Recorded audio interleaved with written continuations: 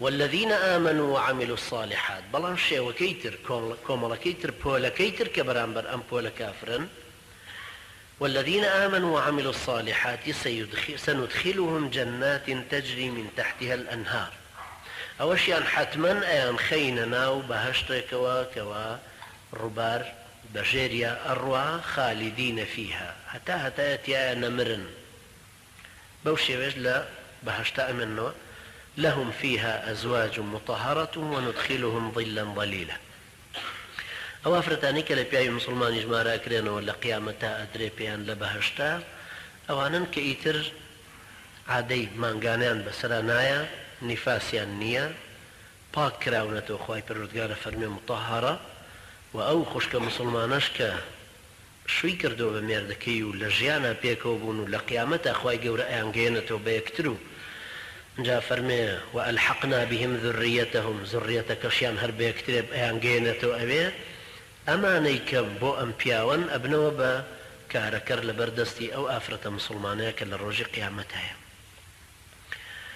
وندخلهم ظلا ظليلا هەروەها ئەیان خەینە ژێر سێبەرێکی نەبراوەی دوور و درێژەوە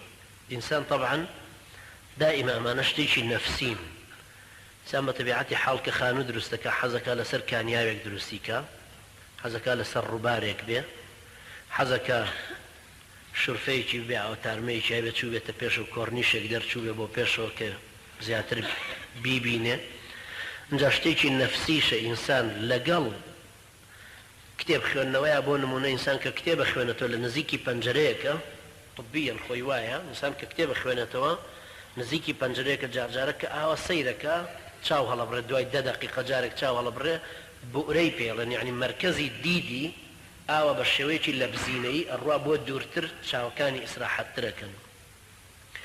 هەرچی کەسێکیش کە دارودرەخت لە تەنیشتیەوەیەتی و ئیشەکە بە سەوزایی ئەو دەور و پشتەی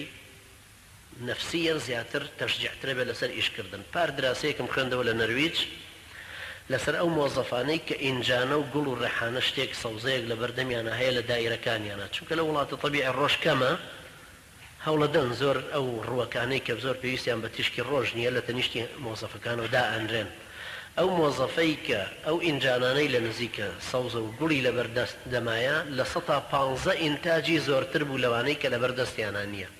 مع العلم دائرة هر يك دائرة وظيفة كانش وجيغ بينن بلان إنسان زياتر تجاوبي لقل أو شاهي بوي لقرآن كيها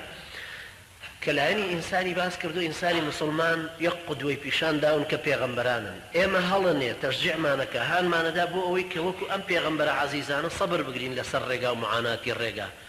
لحسانة وش معنا لشتي نفسيش معنا ديسان خواهي پروردگار اواني كحزمان ليه للدنيا او للدنيا بيمانا بخشي وهروها لقيامتي شاء ان شاء الله خواهي پروردگار بيمان بخشي